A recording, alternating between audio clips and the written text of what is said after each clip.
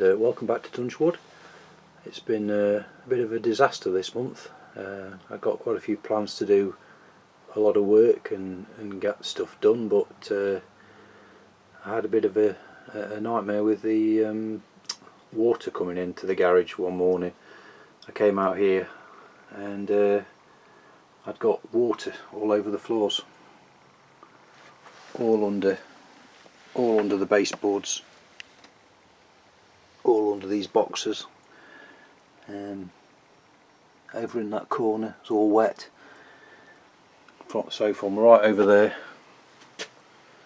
right down here, all the way along here, all the way along there, right to the start of the helix, and I actually haven't managed to find where it's come from yet, which is a little bit worrying. So I'm not sure exactly what I'm going to do when it rains again, although it has rained a few times. It's just nothing's come in, but yeah, it's a little bit worrying. Luckily nothing was damaged. I got a few boxes wet. I think the worst thing was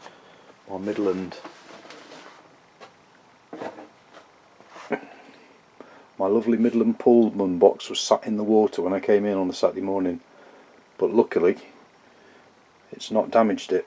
I think I got it out and got it sitting drying, and the water hadn't gone inside the box anyway. It had only sort of wet the bottom of it, so I think I had a lucky escape with that. But it's meant I haven't done anything this month, so it's a bit of a mishmash of an update really. It's more about this loco here as well, so yeah, you'll see that shortly. The only thing I've done really is put this fence together, and I'm ready to stick some holes in there and fix it in. Still a pain to put the wires through, but yeah, nowhere near as bad as putting the wires through when it's fixed in situ and in position. So we'll see how this goes. It might be an alternative way to do it. So yeah, that'll be in next month's video for a guess. I'd like to say a big thank you to John Creswell. John heard me in the last video saying I've got problems with some points, and he stuck me a couple of points in the post. So thanks John, really appreciate that. I haven't fitted any yet obviously, been a little bit busy, but yeah, thanks a lot.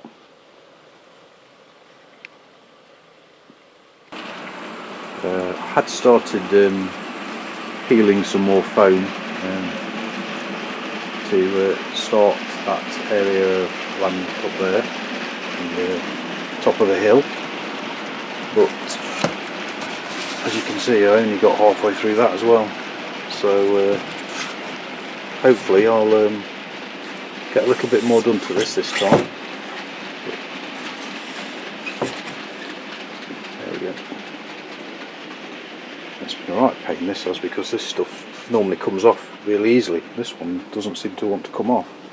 I don't know if it's because I've had it for a couple of years or what, but yeah, we'll start slicing that up and making some shapes and stuff with it. See what I can do with that, and I'll put some more bits over there too, just to give me an idea of what I can put where and how much space there is where the tunnel's going to go. Not a lot really, but yeah. So yeah, like I say, sorry about that, but I've not done a great deal this month. Hopefully next month we'll get some more stuff done. I'm just hoping this year's not going to be a disaster like last year was. So yeah. Yeah, this is something that's turned up this month. You may have seen, some of you may have seen this on Facebook already, and I'll introduce you to it very shortly. been doing a bit of testing for me, as you can see.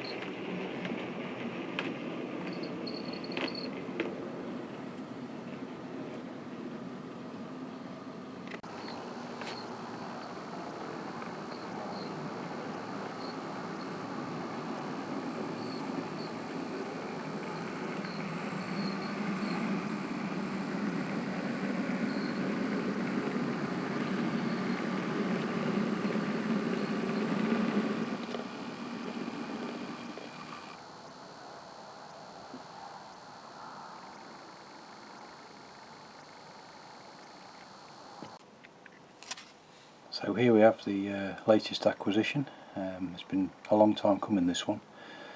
I wasn't going to buy this either, but I just couldn't resist it. I had one of these when I was a kid, so it sort of brings back a few memories as well.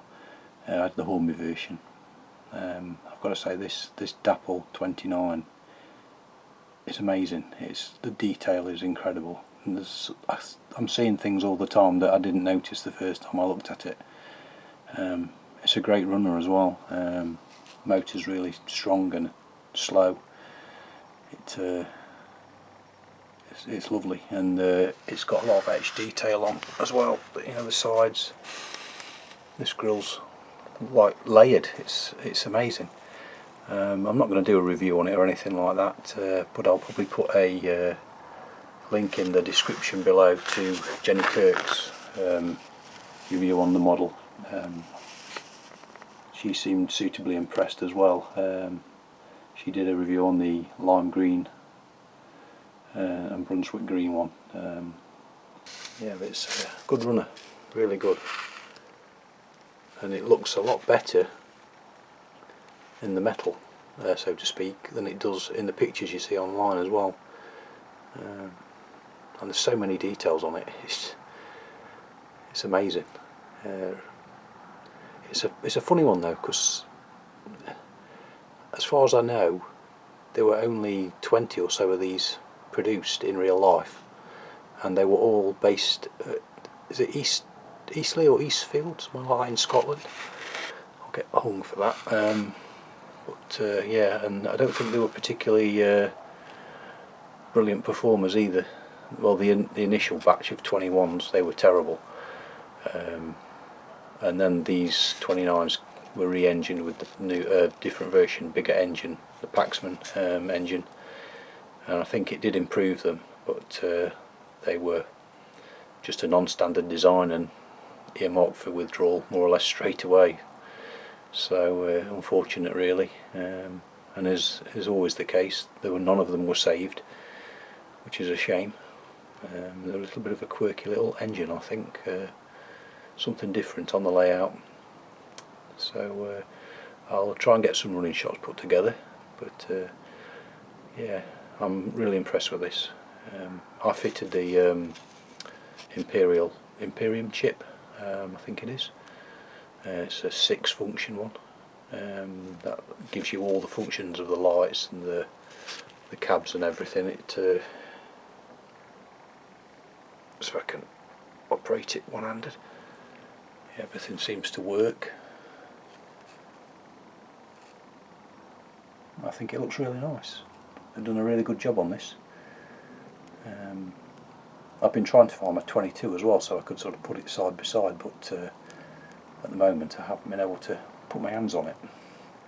So maybe I'll do that when I get them running together.